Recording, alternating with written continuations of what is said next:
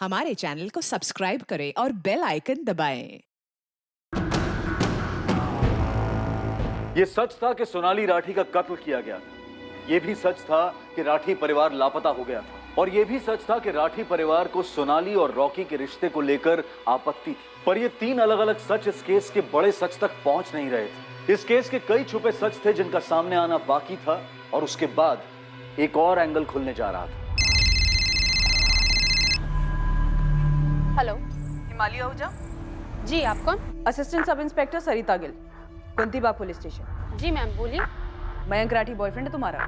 जी वो मेरी personal life है। यहाँ किसी की लाइफ गई है, 3 लोग गायब हैं। जानती हो किस बारे में बात कर रही हूँ मैं? जी कुंतीबाग पुलिस स्टेशन जानती होगी। आ जाओ, अभी बात करनी है तुमसे। नहीं, मैं अभी नहीं आ पाऊंगी। मेरे पास तुम्हारे घर का एड्रेस है, हम लोग वहीं आ जाते हैं। जी नहीं मैम, एक्चुअली मेरी क्लासेस है, मैं उसके बाद आती हूँ। देर नहीं होनी चाहिए।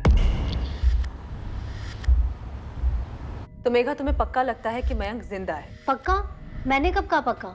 मैंने कहा मयंक शायद जिंदा हो सकता है। मेघा, तुम्हें लगता है कि मयंक अपनी बड़ी बहन सोनाली और माँ बाप इन सब का कत्ल कर सकता है? मर्डर, और वो भी मयंक, वो भी अपनी खुद की फैमिली का? नो वे मैम, आप शायद मयंक से मिली नहीं है। मयंक इतने वॉयलेंट टाइप का है ही नहीं। इनफैक्ट मैम, मुझे मयंक के लिए डर लग रहा है। ओम रजावत राठी का किराएदार था, मारपीट के भगाया गया था इसे। तो उस लड़की सोनाली के साथ इसका कुछ चक्कर था? इसका रूम पार्टनर था विकास गोयल। उसने बताया कि सोनाली को लेकर कुछ मसला तो हुआ था। किराएदार था यहाँ पे, तो पक्का आउट ऑफ हिसार का ही होगा। आज की फैमिली नमनपुर की है, पर उन्हें इन्वॉल्व मत करना। लास्ट टाइम पता चला था दिल्ली चला गया।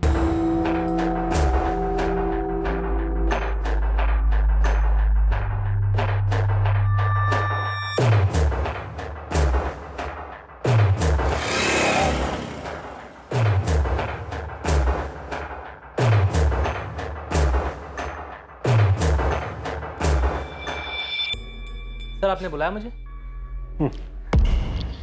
सर मुझे ऐसा क्यों लग रहा है जैसे आप मुझ पे शक कर रहे हैं? कुछ है शक करने जैसा? क्या क्या है तुमने रोहित, बोलो। तुमने उसकी बॉडी देखी? हाँ। मैंने सुना उसका गला। हाँ। कितना दर्द हुआ होगा ना उसको, कितना दर्द। पर ये तो होना ही था ना रॉकी। सर हमारे राठी जॉइंट परिवार का सबसे पहला बच्चा हूँ मैं। सोनाली से पहले पैदा हुआ था। मेरे पापा ही नहीं बल्कि बड़े पापा भी मुझे अपना सबसे फेवरेट मांगते हैं। सर बड़े पापा ने हमेशा मुझे उनका सबसे बड़ा बेटा कहा है। मयंक और सोनाली से कभी अलग नहीं समझा उन्होंने मुझे। पर कार शोरूम के लिए तुम्हें पैसे नहीं दिए ना? सही है सर, कुरेद कर एक आधी खबर आपके हाथ लगी है और आप लगे कहानियां बुनने के लिए। ठीक है, पूरी कहानी तुम सुना दो। सर पूरी कहानी ये है कि ये सही है कि उन्होंने शोरूम के लिए मुझे पैसे नहीं दिए थे, लेकिन मेरे गैराज के लिए पैसे बड़े पापा ने ही दिए थे। बड़े पापा 4 मैकेनिक भी रेडी हैं ज्वाइन होने के लिए। जगह भी देख लिए, बहुत अच्छी जगह है। मुझे लगता है तो अच्छा काम करेगा इसमें। लागत कितनी बेटा इसमें? कुल मिला के 15 लाख का इन्वेस्टमेंट है बड़े पापा, लेकिन रिकवरी के अच्छे चांसेस हैं। हाईवे है ना, एकदम हाईवे के साथ लगी हुई जमीन है। मैं 20 लाख दूंगा तुझे, ढंग से जमा की गैराज खोल और अपना बिजनेस शुरू कर। थैंक यू बड़े पापा, thank you very much. Sir ये रिश्ता है हमारा सगे बाप बेटे जैसा। और एक कार शोरूम की बात, तो उन्हें लगा कि गाड़ियों की मार्केट डाउन होने की वजह से अभी सही समय नहीं है इस बिजनेस का। मैंने उनकी राय मान ली। तगड़ी समझ है सर उनको बिजनेस की। तगड़ी जमीनें भी हैं, तगड़ा बैंक बैलेंस भी है। पहले से है सर। और 4 साल पहले मेरे पापा और बड़े पापा ने चंडीगढ़ में अपनी पुश्तैनी जमीन बेची थी, जिसके अच्छे खासे पैसे मिले थे। और अब रतन राठी की बेटी मारी गई है, खुद रतन राठी और उनका परिवार गायब है। तो सर आपको लगता है कि इसमें मेरा हाथ है? सर मैं अब आपको कैसे समझाऊं, हमारे परिवार 2 अलग अलग परिवार नहीं है। सोनाली मेरी सगी छोटी बहन थी, मयंक मेरा सगा छोटा भाई है। सर अगर आपको कोई भी सबूत मिलता है ना कि सोनाली को मैंने मारा या मैं किसी भी तरह इसमें इन्वॉल्व था, तो सर आप मुझे कोर्ट मत लेके जाइएगा, वहीं के वहीं गोली मार दीजिएगा मुझे। और तुम्हें इस बात का पूरा यकीन है कि हमें कोई सबूत नहीं मिलेगा? सर मुझे पूरा यकीन है कि सोनाली को रॉकी नहीं मारा है और उसने बड़े पापा, बड़ी माँ और मयंक के साथ कुछ करवा दिया है। मैं इस बात से हैरान हूं सर कि आपने अभी तक रॉकी पर रस्सी क्यों नहीं कसी है? जिस जिस पर कसी जानी चाहिए कसी जा रही है। यानी कि मुझ पर, है ना सर? सर मैं जानता हूं कि मेरा नाम गिरीश दहिया ने आपको बताया, पर सर आप ये नहीं जानते कि रॉकी ने उस गिरीश को अपनी जेब में रखा हुआ है। रॉकी के पास कोई जादू की छड़ी है जिससे वो किसी को भी अपनी जेब में रख लेगा? सर आप उस रॉकी को नहीं जानते, लेकिन मैंने उसे बहुत करीब से देखा है। सर वो लोगों का ब्रेन वॉश कर रहा है, अपने आप को बचाने की कोशिश कर रहा है वो। रॉकी, तुम इस वक्त गहरे सदमे में हो, पर यह बात तुम भी अच्छी तरह जानते थे कि सोनाली आग से खेल रही है। मैंने भी वार्न किया था उसे।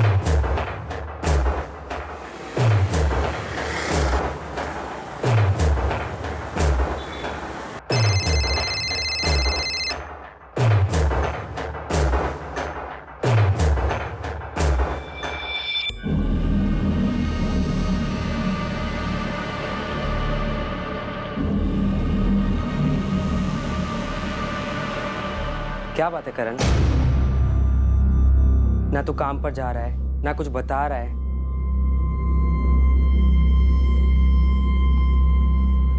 कुछ गलत किया है क्या? तो फिर ये चुप्पी क्यों भाई?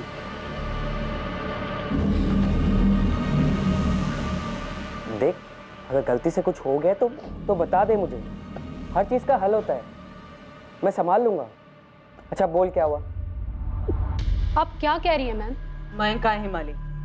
मुझे क्या पता, मुझे खुद न्यूज़पेपर के जरिए पता चला कि मयंक की सिस्टर का मर्डर हो गया और उसका पूरा परिवार गायब है। फोटो छपे थे, शायद आप ही लोगों ने छपवाए होंगे। तुम इतना क्यों उत्तेजित हो रही हो? क्योंकि आप मुझसे ऐसे सवाल किए जा रही हैं। मुझे क्या पता कि मयंक कहाँ है। मयंक की सिस्टर का मर्डर हुआ है, तुम्हारा बॉयफ्रेंड और उसके माँ बाप गायब है। तुम पे कोई खास असर नजर नहीं आ रहा है। मुझे समझ में नहीं आ रहा आप मुझसे चाहती क्या है। आपसे किसने कहा कि मुझे पता होगा मयंक कहाँ है? मेघा, मेघा ने आपसे चुगली की है। तुम कुछ तो जानती हो हिमाली। देखो, हम तुम्हारा फोन 24 घंटे टैप कर रहे हैं, तुम पे नजर भी रखे हुए हैं। अगर तुम ये सब अवॉइड करना चाहती हो तो बोल दो सब कुछ। क्या सब कुछ? हमें पता चला है तुम मयंक के टच में हो।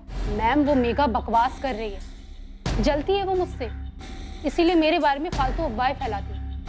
मयंक और मेरे बीच ऐसा कुछ सीरियस नहीं है। इवन मैं तो इस झमेले में फंसना भी नहीं चाहती। मयंक अपने डैड से इतना डरता है, इतना डरता है।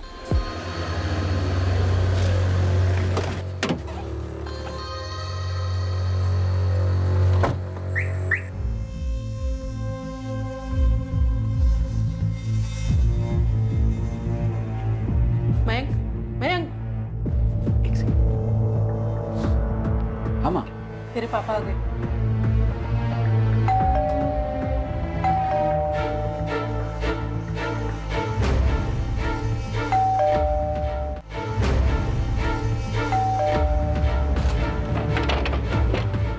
चलो चलो जल्दी चलो चलो। अरे जाओ।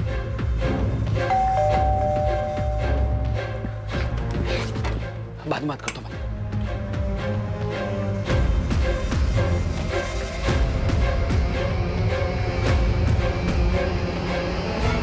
मैं शॉक्ड थी मैम। अपने डैड से इतना भी क्या डरना? अगर वो हमें साथ देख लेते तो क्या हमारी गर्दन काट देते? यार तू समझ है माली, मेरे डैड ना बिल्कुल अलग है। वो तेरे मॉम डैड की तरह बिल्कुल नहीं है। इतना डरा के रखते हैं तुझे? यार मेरे पापा की ना सोच बिल्कुल अलग है, पुराने ख्यालात के हैं, पता नहीं क्यों। और ऊपर से सोनाली दीदी का पंगा चलता रहता घर में। यार तू जीता कैसे मयंक? तेरी जगह मैं होती ना, मैं भाग जाती घर से। इतना आसान नहीं है माली। और उस दिन जिस तरीके से तेरी घर की खिड़की से मुझे जंप करके भागना पड़ा, आई फील मानो मैं चोर हूँ। तू तो गुस्सा मत हो यार माली। एक तो घर में इतनी टेंशन रहती है और सोनाली और रॉकी को लेके घर में 24 घंटे रात। अब तू ही बता, उस टाइम पर तेरे और मेरे बारे में पापा को पता चलेगा तो क्या होगा यार? मुझे समझ में नहीं आता मैं तेरे हालात पे तरस खाऊं या फिर कहूं कि तू गुलामों की तरह जिंदगी जी रहा। तुझे मेरे हालात के बारे में नहीं पता। एक तो पापा का डर, ऊपर से सोनाली भी कम नहीं है यार। मुझे ब्लैकमेल करती है यार वो। ब्लैकमेल? पर किस लिए? मम्मी ने नहीं बताया तेरी हिमाली के बारे में। उस लड़की को हमारे घर की विंडो से जंप करके भागते देखा मैंने, और तुम दोनों को साथ में भी देखा था। तो अब आप मुझे ब्लैकमेल करोगी, है ना? तो बस इतना कह रही हूँ कि अगर तुझे हिमाली को लेके सपोर्ट चाहिए तो तू मुझे रॉकी को लेके सपोर्ट कर। पर दी पापा नफरत करते हैं रॉकी से और आपको पीट भी चुके हैं उसे लेकर। तो तेरी हिमाली को लेकर क्या आरती उतारेंगे? तुझे क्या लगता है तू लड़का क्या हो गया? जैसे बाइक के लिए हाँ कर दी थी वैसे हिमाली के लिए भी हाँ कर देंगे? हाँ, अगर कोई चुगली ना करे तो। मेरी ग्रेजुएशन कंप्लीट होते ही ना मैं पापा से खुद बोल दूंगा और शायद वो हाँ भी कर देंगे।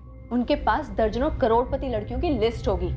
तुझे क्या लगता है वो उन सब लड़कियों को छोड़ के तेरी हिमाली को अपनी बहू बनाएंगे? अगर मैंने रॉकी के लिए आपको सपोर्ट नहीं किया तो आप हिमाली के बारे में सब बता दो, है ना? दोबारा बोलिए और खुद सुन। कितना सेल्फिश लगता है कितना खुदगर्ज लगता है। अरे मैं तो बस ये कह रही हूँ कि हम दोनों अब एक ही बोट में सवार हैं। किनारे लगेंगे तो साथ और डूबेंगे तो साथ। मयंक मुझे चक्कर आ रहे तेरी ये सब बातें सुन के। तो सोच यार, मुझे कैसा लगता होगा ये सब एक्सपीरियंस करते हुए। पर एक बात बोलूं हिमाली, तू मेरे साथ है ना, तुम टुगेदर, तू मेरी स्ट्रेंथ है यार। मयंक इतना इमोशनली डिपेंडेंट हो गया था मुझ पर। सीरियसली मैडम, मैं सोच में पड़ गई थी कि मैं किस डेंजर जोन में फंस गई हूँ, इसलिए मैंने उससे ब्रेक ऑफ कर लिया। पूरा ब्रेक ऑफ? जी, tata bye bye full and final. 6 महीने हो गए। तो फिर मेघा को किस हिसाब से लगता है कि तुम मयंक के टच में हो? आप उसी से पूछिए ना। खुद को मयंक का बेस्टी कहती फिरती है पूरी दुनिया में। But you know what ma'am, मुझे पता है वो सीक्रेटली लाइक करती है उसे। उन दोनों के बीच में कुछ हुआ था? I don't know ma'am, even I don't care. मेरा नया बॉयफ्रेंड है अब, और अब आप मेरा फ़ोन टैप कीजिए और टैप डांस कीजिए। इस केस के बारे में आपको मुझसे और कोई जानकारी नहीं मिलने वाली। सो प्लीज़ मैम, मुझे इस केस से बाहर रखें प्लीज़। हिमाली, जब मयंक तुम्हारे साथ था तब उसने तुम्हें कुछ और बोला हो अपने पिता रतन राठी या बहन सोनाली के बारे में? उसके घर में क्या हो रहा था ये मुझे नहीं पता, पर मयंक और सोनाली दबे हुए थे अपने फादर के विशेष के नीचे, ये मुझे मालूम है। मैडम, क्या मैं अब जा सकती हूँ? और प्लीज़ मुझे इस केस से बाहर रखें। ओम रजावत का नाम सुना तुमने?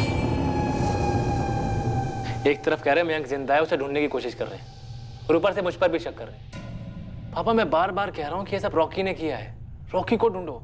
लेकिन बेटा, पुलिस ने मुझे स्टेशन की सीसीटीवी फुटेज दिखाई थी। उस वक्त वो मुंबई के लिए निकल गया था। सुनिए, मुझे लगता है जेठ जी ने गुस्से में कुछ कर दिया और कहीं जाके छुप गए। कुछ कर दिया? मतलब सोनाली को भाई साहब ने मार डाला? हजारों बार धमकी जो दे चुके थे मारने की। तो फिर मारकर भाग क्यों जाते, ताकि उन पर शक हो जाए? माँ, अगर बड़े पापा ने कुछ किया होता तो सीधा पुलिस स्टेशन जाके कंप्लेंट लिखवाते ना कि सोनाली गायब है। कुछ पूछा या बोला पुलिस ने? ओम रजावत के बारे में पूछ रहे थे। ओम रजावत? उसका क्या मतलब है? ये कि क्या हुआ होगा, कैसे हुआ होगा। जरूर विकास ने बात बताई होगी।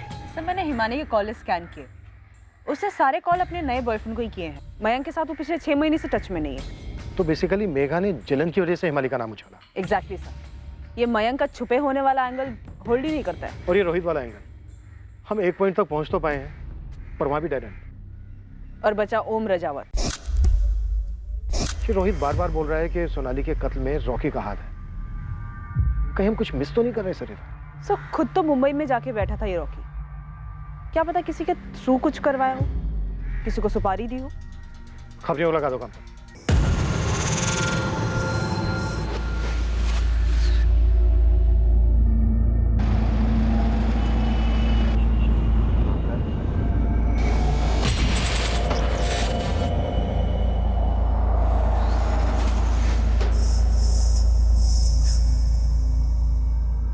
ये आपका ओम रजावत यहाँ गुरुग्राम में रहता है, पिछले 1 साल से बीपीओ में काम कर रहा है।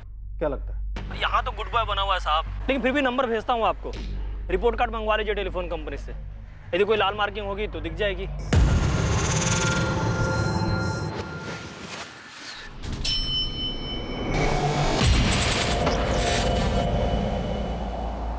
सोनाली राठी। ये क्या हुआ सोनाली को? मर्डर। इसका मतलब सोनाली के पिता ने उसकी हत्या कर दी? सोनाली के अलावा सोनाली के पिता, माँ और भाई, इन तीनों की भी हत्या हुई होगी। ये तो और भी दुख की बात है। क्या किया था राठी फैमिली ने जो उनके साथ ऐसा हुआ सर? लेकिन सर, मुझे एक बात नहीं समझ में आ रही कि गुड़गांव पुलिस मेरे फ्लैट पे आई, मेरे साथ गुस्से से पेश आई और मुझे उठाकर यहाँ हिसार ले आया गया। आपको क्या लगता है कि मैं क्या बता पाऊंगा इस मामले में? सबसे पहले हमें तो ये बता कि जब राठी परिवार गया किराएदार था तो राठी परिवार ने तेरी पिटाई क्यों की थी? राठी परिवार ने तुम्हें घर से क्यों निकाला था, और घर से निकलते वक्त तुमने उन्हें धमकी क्यों दी थी? तो आप उस धमकी को इस मामले से जोड़ें। 1 मिनट सर, आप कहना क्या चाहते हैं कि 3 साल पहले मैंने जो धमकी दी थी उसे पूरा करने के लिए मैं वापस लौटा और राठी परिवार के सभी सदस्यों को आके मार दिया? धमकी दी थी तो धमकी देने के पीछे कोई वजह भी होगी ना? हाँ, दी थी। मेरा मतलब, मेरा जो रूममेट था विकास, मैंने उसके सामने गुस्से में कहा था कि इन सबको देख लूंगा। बहुत गुस्से में था, बहुत बुरी तरह से मारा था इन लोगों ने मुझे। छोड़ो मुझे, क्या कर रहे हो? ओम, क्या कर रहे हो? छोड़ो, छोड़ो मुझे। तेरी ये हिम्मत तेरी। मेरी बात तो सुनिए। सोनाली, क्या हुआ बेटा? पापा, पता नहीं, मैं तो सो रही थी, अचानक से मेरे ऊपर। क्या कर रहा था ये? क्या कर रहा था ये?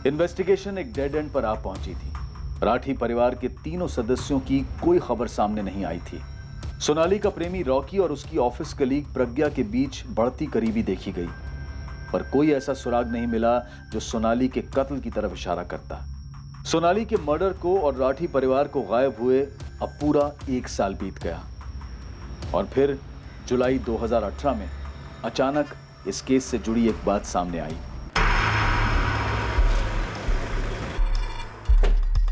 मैं टेबल पर कस्टडी मिली? नहीं सर, कोर्ट ने और एविडेंस मांगे। साफ साफ तो है कि बंदा 100% इन्वॉल्व है। सर, इस केस की हियरिंग के बाद एक और केस लाइंड अप था, वो Rathi family case. Rathi family case? हाँ सर, वो संपत नहर पे लाश मिली थी ना सोनाली राठी की। हाँ, बाप माँ बेटा तीनों गायब थे। सोनाली मर्डर केस में क्या मैटर आया सुनवाई के लिए? सर, ये लॉयर से पेपर्स लाया हूं।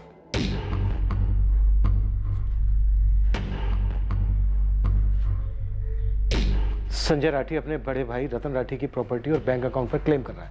हाँ सर, सुनते ही मुझे खटका हुआ। फिर मैंने उनके वकील से बात की और उसने बताया कि संजय ने मजिस्ट्रेट के सामने ही अर्जी डाली। हमसे एंगल छूटा तो नहीं था, लेकिन इस एंगल में हमें कुछ ठोस मिला भी नहीं था। हाँ, आप कहना क्या चाह रहे हैं? आपके बड़े भाई, उनकी पत्नी, उनका बेटा अभी गुमशुदा हैं और आप उनकी सारी प्रॉपर्टी अपने नाम करने की कोशिश में लगे हैं। तो आप उन्हें ढूंढने की कोशिश कर रहे हैं क्या अभी भी? तो ना करें, केस क्लोज कर दें। आपकी मुझसे ऐसे बात करने की हिम्मत कैसे हुई चौहान साहब? इशारा क्या है आपका? सर, 1 साल से ऊपर हो चुका है, ना तो आप सोनाली के कातिल को ढूंढ पाए, ना ही बड़ी पापा, बड़ी माँ और मयंक का पता लगा पाए। मिसिंग है, गायब।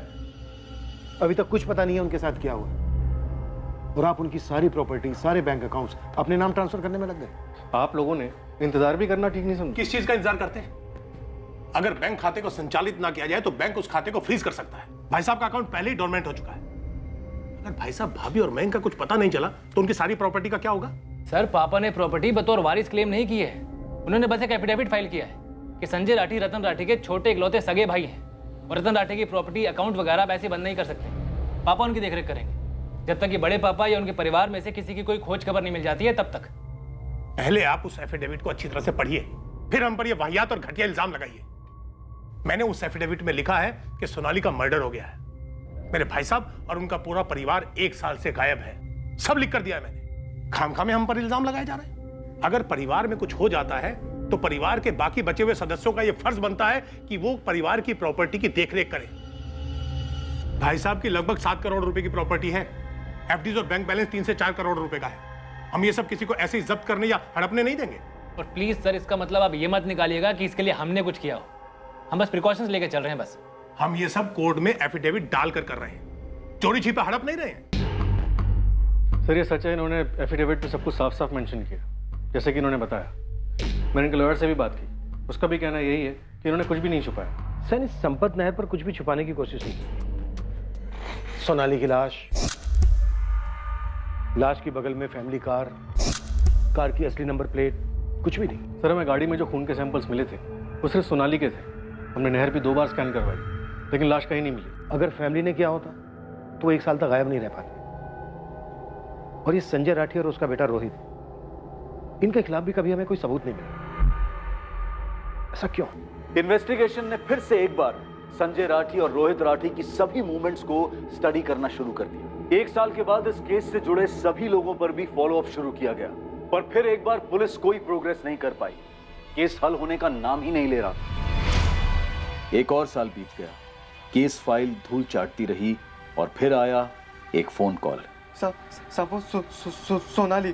कौन सोनाली? वो तकलीफ में? रात भर सो नहीं पाता हूँ साहब। ये सोनाली कोई लड़की है जो तुझे छोड़ वोड़ गई है? अब तू रोता ही रहेगा या कुछ ठीक से बताएगा भी? रोना बंद कर। सोनाली एक आम नाम है। ड्यूटी पर इंस्पेक्टर के जहन में यह बात आई ही नहीं कि जिस सोनाली का नाम यह अज्ञात कॉलर ले रहा है उसका सोनाली राठी से कनेक्शन हो सकता है, जो 2 साल पहले कत्ल कर दी गई थी।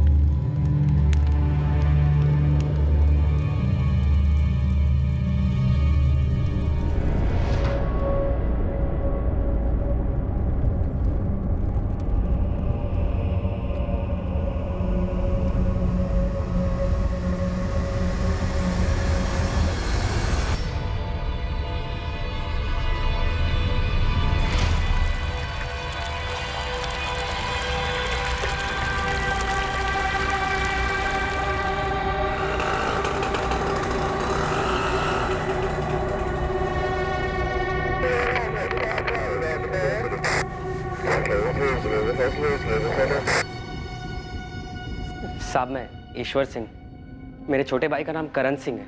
हमने अंदर क्या किया किसी केस में? नहीं साहब, वो तो आपको फ़ोन किया जा रहा था, कुछ बताने की कोशिश कर रहा था सोनाली के बारे में। हाँ हाँ, एक हफ्ते पहले की बात है। रोए जा रहा था फ़ोन पर, ठीक से बात नहीं हुई हमारी। क्या हुआ, क्या बात है? साहब 3 दिन पहले मेरा भाई एक्सीडेंट में मारा गया साहब। ओह, क्या कहना चाहता था वो? मुझे भी नहीं पता है साहब, 2 साल से बिल्कुल हिला हुआ था, दिमागी तौर पर ठीक नहीं था साहब वो। हमने डॉक्टर, वैद्य, हकीम सबको दिखाया पर कोई असर नहीं हुआ साहब। काम काज भी छोड़कर बैठा था, कुछ खाया जा रहा था साहब उसे। तो तुम क्या चाहते हो ईश्वर? उसके कपड़े और चीज़ें अलग कर रहा था किसी गरीब को देने के लिए साहब, तब ये मिला साहब। मेरा भाई 7वीं से आगे पढ़ नहीं पाया, पर वो लिख सकता था साहब। और 2 साल मैं भी कभी समझ नहीं पाया कि करण क्यों ठीक से कुछ बता नहीं पा रहा कि क्या हुआ है उसके साथ। करण जो किसी से नहीं बोल पाया वो सब इसमें लिख दिया है साहब।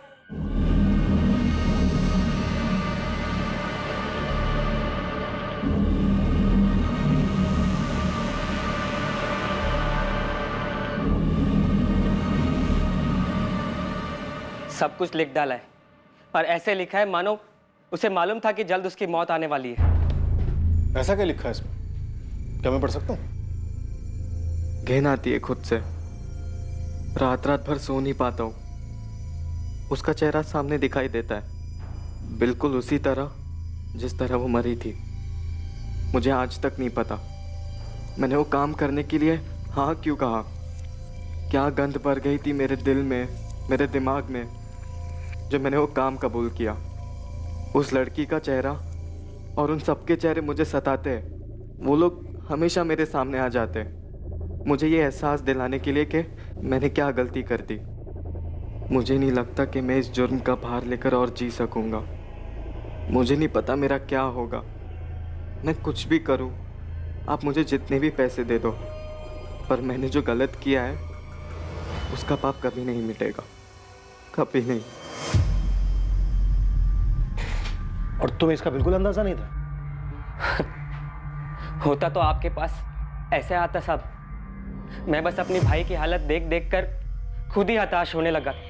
मैं तो सोच भी नहीं सकता था कि उसके गैराज का मालिक उससे ऐसे काम करवा रहा है। तब वो सिर्फ 17 साल का था साहब। क्यों किया ऐसे रोहित सेठ ने?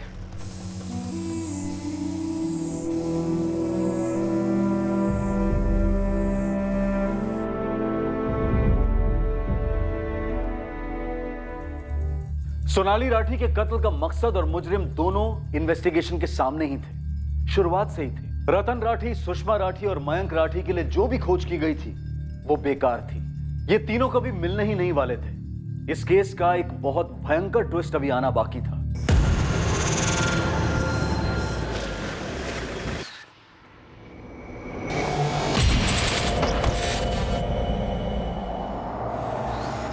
जी सैनी साहब। शक तो हमें पहले से ही था, और हमारी लाइन में अक्सर ऐसा होता नहीं है, पर कभी कभार तकदीर सबूत खुद हमारी झोली में डाल जाती है। क्या मिला है आपको? तुम, और तुम्हें हमारी गोदी में डाला एक लड़के की आत्मा ने। करण सिंह नाम था उसका, जो 3 दिन पहले एक एक्सीडेंट में मारा गया। कभी यहाँ इस गैराज में काम करता था, और तुमने उससे ऐसा घिनौना काम करवाया जिसने उसे जीते जी मार डाला। वो खुद तो मर गया, लेकिन अपने पीछे सबूत छोड़ गया। वैसे मैं सुपर स्टोर गया था गिरीश दैया को ढूंढने के लिए। सुपर स्टोर बंद है। वो भी चला गया। कहाँ चला गया? ऊपर, हमेशा हमेशा के लिए। गिरीश ने आत्महत्या कर ली है।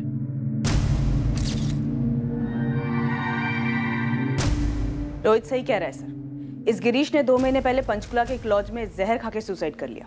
गिल्ट, अफसोस की वजह से। ऐसा ही कुछ होना चाहिए सर। आप मुझे जितने भी पैसे दे दो, पर मैंने जो गलत किया है उसका पाप कभी नहीं मिटेगा, कभी नहीं। मुझे अब पैसे नहीं चाहिए रोहित भैया, गिरीश भैया। पूरे 5000 है, रख ले, तेरे काम आएंगे। नहीं चाहिए मुझे। करण, पूरा 1 साल हो चुका है। पुलिस ने केस भी बुला दिया है, तेरे तो नाम तक सामने नहीं आया है। हाँ, पुलिस हम तक पहुंचकर खाली हाथ लौट गई, तुझ तक कैसे पहुंचेगी? तू ये बेकार के ड्रामे मत कर। क्यों हमारी नींद उड़ा रहा है तू? देख, 1-2 साल और रुक जा, बड़े पापा की सारी जायदाद मेरे नाम पे होने वाली है। सेटल कर दूंगा तुझे, तेरा खुद का घर बनवाऊंगा। देख, बेकार में ये पछतावे की नौटंकी मत कर। अभी 18 साल का है, पूरी जिंदगी पड़ी है तेरे आगे।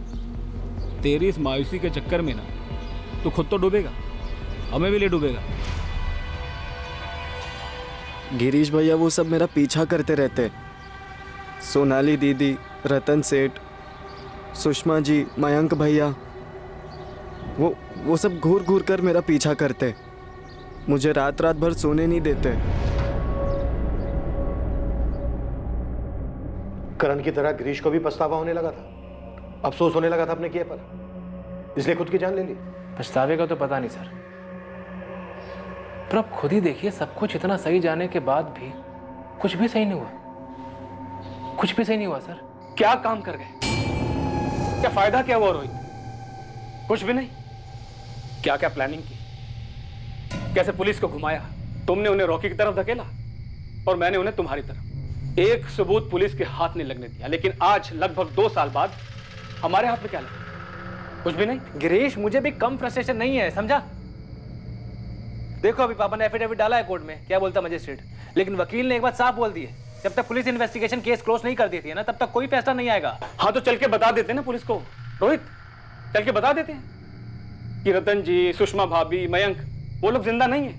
गिरीश, तू भी करण की तरह बावला हो गया क्या? मरना है तुझे? तो अभी कौन सा जिंदा है, अभी कौन सा जी रहे हैं हम? बस इंतजार कर रहे हैं दोनों। सबको मारकर अपनी जिंदगी बनाना चाहते थे। क्या हाथ लगा? कुछ नहीं।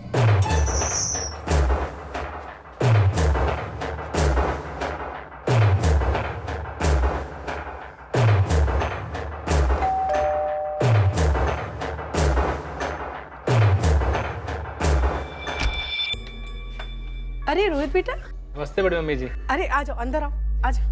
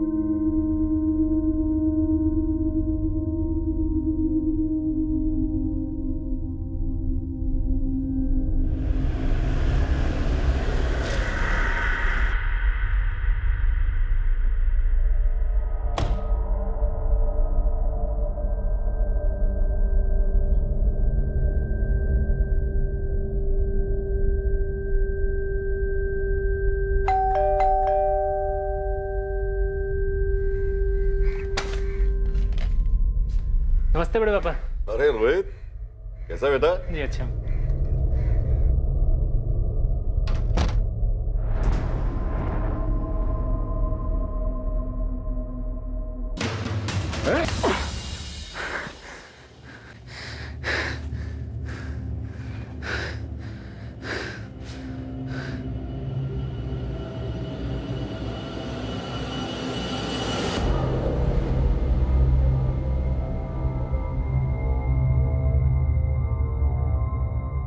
अब बची सोनाली।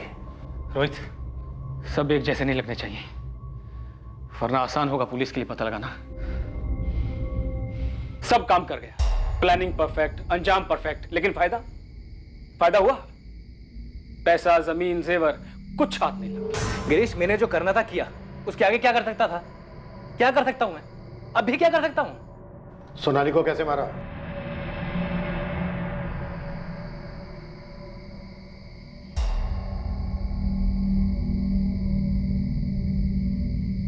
अरे रोहित भैया, आप बाहर क्या कर रहे हैं? तेरा ही इंतजार कर रहा हूँ। चल, बड़े पापा, बड़ी मम्मी, मयंक सब मेरे घर पे तेरा इंतजार कर रहे हैं। बड़े पापा ने बोला कि जाओ सोनाली को लेके आओ, और गाड़ी भी साथ लेने के लिए कहा है। रोहित भैया, अगर आप सब लोग मिलके मुझे लेक्चर देने वाले हैं रॉकी को छोड़ने के लिए, तो इस बार छोड़ने के लिए नहीं, जोड़ने के लिए बुलाया।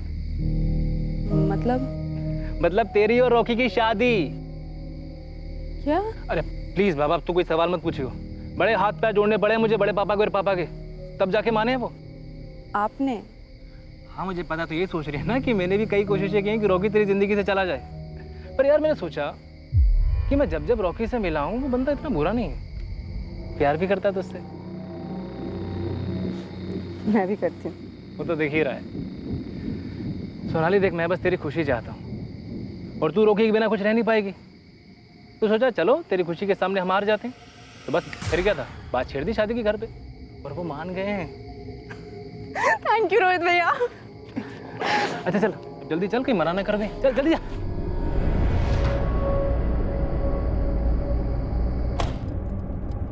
मैंने सोनाली से बोला कि मैं बीच में किसी काम के लिए उतर रहा हूँ। उसने माइंड नहीं किया, वो अपनी खुशी में खोई हुई थी। उसकी शादी जो होने वाली थी।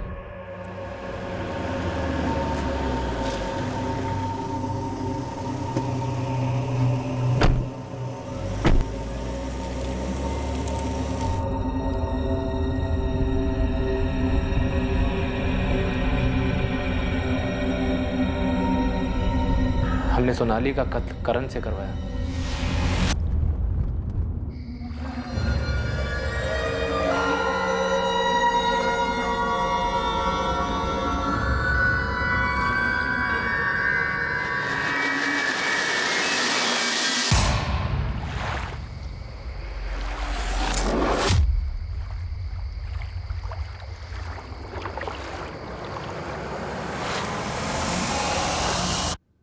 सोनाली की लाश कार के साथ नहर पर छोड़ना, ये पैतरा था ना तेरा, ताकि हमें बाकी की तीनों लाशें न मिले। बाकी तीनों बॉडी के साथ क्या किया था? वहीं आगे नहर में बहा दिया था। सोनाली की बॉडी को नहर पर छोड़ने के बाद हम घर लौटे, सब साफ सफाई की और बाकी तीनों लाशों को गिरीश की कार की डिक्की में डाला और फिर नहर पहुंच गए।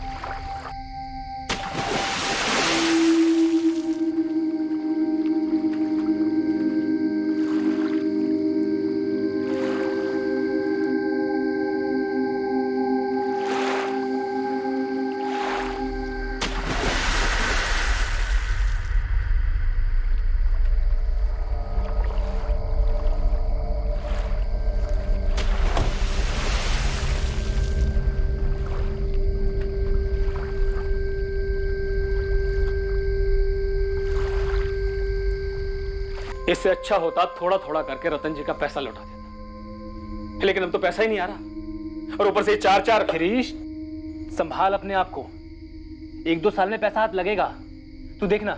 सब देख रहा हूं और आगे भी मुझे सब कुछ साफ साफ दिखाई दे रहा है। रोहित, एक पैसा हाथ नहीं लगने वाला, एक पैसा भी। तेरे फादर संजय राठी भी शामिल थे इस साजिश में?